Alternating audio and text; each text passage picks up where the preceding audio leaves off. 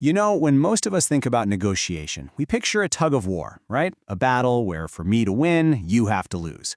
But what if that's just completely the wrong way to look at it? Let's dive into a much smarter approach, one that was developed at Harvard that's all about finding a better way forward for everyone. So let me ask you this, and be honest. When you head into a disagreement, is your first thought, okay, how do I win this thing? Look, that's a totally natural feeling. But today, we're going to explore why that very instinct might be the one thing that's stopping you from getting what you actually want. Okay, to get us started, I've got three little stories for you. Now, on the surface, they seem super simple, but each one has a hidden clue for a much better way to solve problems. Let's see if you can figure out what's really going on. First up, we're in a library. You've got two people in a classic standoff. One person desperately needs some fresh air. The other is worried that a single gust of wind is going to scatter their important papers everywhere. So they argue. Open, closed, open, closed. Even a compromise, like cracking it open just a little bit, leaves them both miserable. It feels like a total dead end. Next, picture two people staring down the very last slice of cake. Both of them wanted, and of course, both are pretty sure they deserve the bigger half. How on earth do you split that slice in a way that feels genuinely fair, where nobody walks away feeling like they got the short end of the stick? And finally, our third story. You've got two kids bickering over the last orange in the house. So a parent comes in and hey, they're trying to be fair, right? So they do the most logical thing. They take a knife, slice the orange right down the middle, and hand a half to each kid. Problem solved. Or is it? So what do you think? I mean, in all of these stories, the easy answer is just to split it down the middle, right? A compromise. But there is a much better, much more elegant solution hiding just beneath the surface in every single one of these cases. And the key to solving these little puzzles, and pretty much any negotiation you'll ever be in, comes down to four incredibly powerful principles. And look, this isn't about learning some slick trick. It's about making a fundamental shift in how you see the problem in the first place. So here they are, the four pillars of what's called principled negotiation. It all starts with understanding the real interest behind what people are asking for. Then you use fair standards. Then you create new options for mutual gain. And through it all, you separate the people from the problem itself. Let's actually break down what these mean and how they totally solve those puzzles we just talked about. Okay, so this first one is huge. It's the difference between a position and an interest. A position is just the thing you say you want. I want the orange. But an interest, that's the why behind it. It turns out, with the orange, one kid wanted to squeeze the juice to drink it, while the other kid needed the peel to bake a cake. See, if someone had just asked why they wanted the orange, both kids could have gotten 100% of what they needed, not just 50% of something they didn't really want. Now remember that cake problem? The solution wasn't arguing over who was hungrier or who deserved it more. It was all about bringing in a fair process. It's that classic rule, right? One person cuts, the other one chooses. That is a perfect objective standard. It takes all the ego out of it.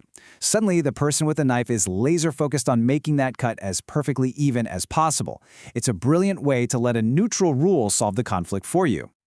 And that brings us to the library. See, they were stuck arguing about just one thing. This single window. The librarian was brilliant. She didn't try to find a weak compromise. She invented a totally new option. She just went and opened a window in the next room. Boom. Fresh air for one, no draft for the other.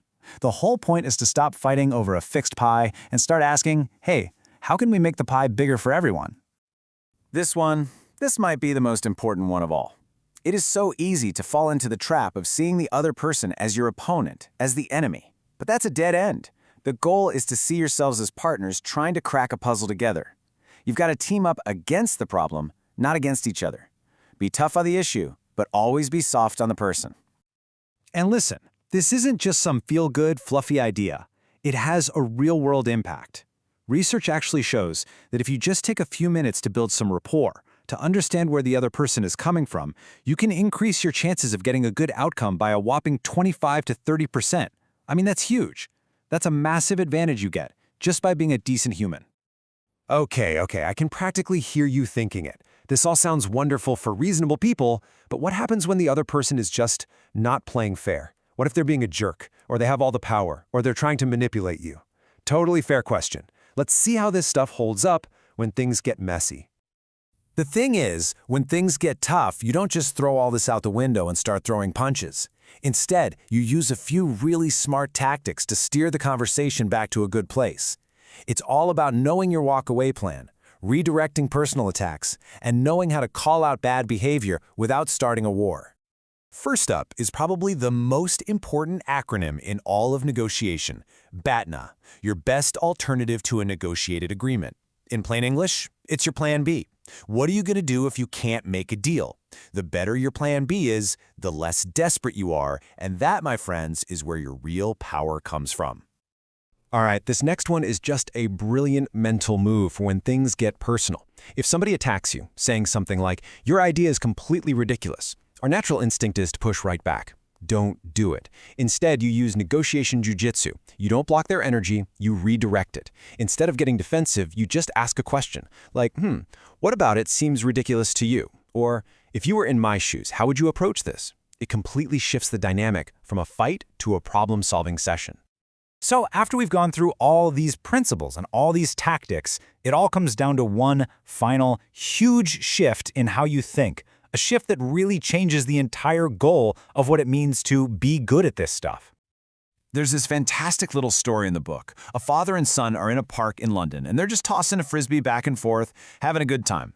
And this older British gentleman is watching them for a bit, looking puzzled. And finally, he walks over, and with total sincerity, he asks them, "Excuse me, but who's winning?" And that question just completely misses the point of playing frisbee, doesn't it? The point isn't for one person to win. You're trying to have a good toss, a smooth back and forth. You're cooperating to make the game fun. And a good negotiation is exactly the same. It's not a competition, it's a collaboration. The real win isn't crushing the other side. The real win is finding a solution together that you both feel good about. So I'll leave you with this. Think about your own life right now. At work, with your family, wherever. What's the orange that you're fighting over? Are you just arguing about your positions, assuming you both want the same thing? Maybe it's time to take a breath, stop, and just ask why. Because you might just find there's a way for everyone to get exactly what they really need.